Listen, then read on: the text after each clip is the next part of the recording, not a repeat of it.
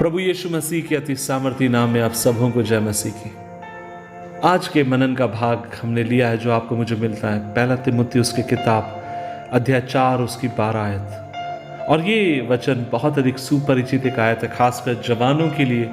और उनकी सभाओं में जब कभी प्रचार किया जाता है इस वचन से जरूर उन्हें समझाया जाता है। और ये वचन इस तरीके से है, कोई तेरी जवानी को तुच्छ ना समझने पाए और पर वचन और चाल चलन और प्रेम और विश्वास और पवित्रता में विश्वासियों के लिए आदर्श बन जा।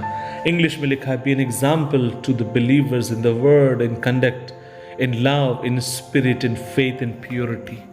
अजीजों, परमेश्वर का वचन कहता है दूसरों के लिए मसीह यीशु में नमूना बनने की जरूरत है।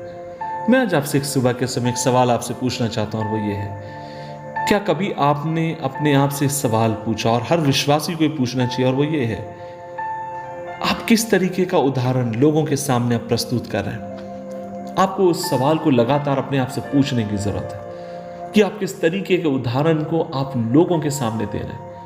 हाल में ही अभी किसी ने मुझे बताया कि कोई अपनी पत्नी को रेलवे स्टेशन छोड़ने के लिए गया, और जब वे रेलवे स्टेशन पहुंचे, और खासकर जब उन्होंने ट्रेन आई और अपनी पत्नी को जब वो ट्रेन में बैठा रहे थे, तब उन्होंने देखा उनकी सीट के ऊपर कोई और बैठा हुआ था। और ये व्यक्ति विश्वासी है, चर्च का एल्डर भी, और इन्होंने जाकर उन लोगों से लड़ाई लड़ना शुरू करी जो उनकी सीट के ऊपर बैठे हुए थे, और उनसे कहा हटिए, और दुनिया भर की बात होने लगी। और कुछ देर के बाद जब बातचीत हुई तब मालूम पड़ा वे लोग जो वहाँ बैठे हुए थे वे लोग पासवान थे, और उनकी पत्नी थी, और उनका ऑलरेडी बगल की सीट थी, लेकिन जब वो सीट खाली थी वो वहाँ बैठे हुए थे। और तब इस व्यक्ति को बहुत अधिक शर्मिंदगी महसूस हुई। क्यों शर्मिंदगी महसूस हुई? उस व्यक्ति ने मुझसे बोला, पास्टर किशोर, मुझे इतनी शर्म महसूस हुई, और उसका बड़ा कारण ये था, एक विश्वासी होने के नाते मैंने उनके सामने एक गलत उदाहरण को मैंने प्रस्तुत किया। अजीजों, मैं आज से कहना चाहता हूँ, जब परमेश्वर ने आपको मुझे जीवन दिया, आपका मेरा कर्तव्य है लोगों के सामने आपका मेरा जीवन धार्मिकता का जीवन दिखाई दे, लोगों के सामने आपका मेरा वर्ताव सकारात्मक दिखाई दे, लोगों के सामने आपका मेरा जीवन ऐसा जीवन हो जिसे देखकर लोग कहने पाए हम इस तरीके का जीवन जीना चाहते हैं, हम इस तरीके का जीवन का अनुकरण करना चाहते हैं। और मैं आपसे कहना चाहता हूं, जब जीवन और शब्द एक साथ मिल जाते हैं उससे सामर्थी कोई बात और कोई हो नहीं सकती। जब जीवन, when your action and your word come together, जब आपका जीवन और आपके शब्द इकट्ठा हो जाते हैं, परमेश्वर की सामर्थ वहां पर उतरती है। आज इस सुबह के समय में एक बात आपसे पूछना चाहता हूं, किस तरीके का उदाहरण आपके परिवार में, आपके बच्चों के बीच में, जहां आप काम करते हैं, उन लोगों के मध्य आप प्रस्तुत कर रहे हैं? क्या आप हमेशा इस बात को जागृत रखते हैं, इस बात के प्रति कि आप एक विश्वासी हैं? या जहां लोगों को नहीं मालूम आप एक विश्वासी हैं, तो आप अविश्वासी से भी बदतर जीवन जीना शुरू करते हैं, और जहां आपको मालूम पड़ता है कि जहां विश्वासी है आप अपने आप को बदलना शुरू कर देते हैं। मैंने काफ़ी साल पहले एक कहानी सुनी जिसने मुझे बहुत अधिक स्पर्श किया।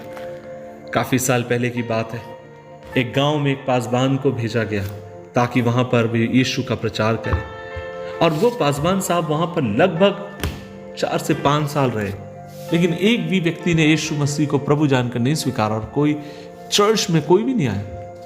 तब ये पासबान साहब की ऑर्गेनाइजेशन के लोग बहुत अधिक नाराज हो गए। उन्होंने पास्टर को बोला, आप वहां से हट जाइए, हम किसी और को भेज रहे हैं, और किसी और पास्टर को भेजा गया।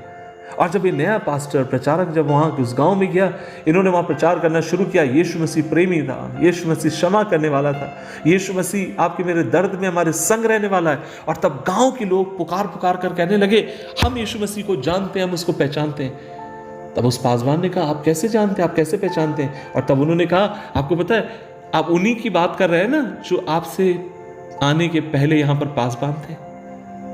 इसका मतलब ये था, ये प्रचारक बोलने में निपुण था, लेकिन उससे पहले जो परमेश्वर का भक्त वहां पर था, शायद वो बोलने में इतने निपुण नहीं थे, लेकिन उन्होंने वहां एक ऐसा जीवन जिया, वह जीवन जो मसीह का सा जीवन था। और आज सुबह के समय परमेश्वर आपकी मेरी आंखों को खोले, आपको मुझे अनुग्रह दे, ताकि आप और मैं समझें कि किस प्रकार का उदाहरण आप और मैं आज प्रस्तुत कर रहे हैं।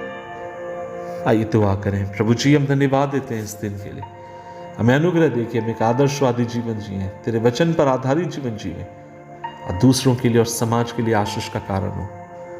यीशु मसीह के नाम से मांगते हैं, आमीन आमीन।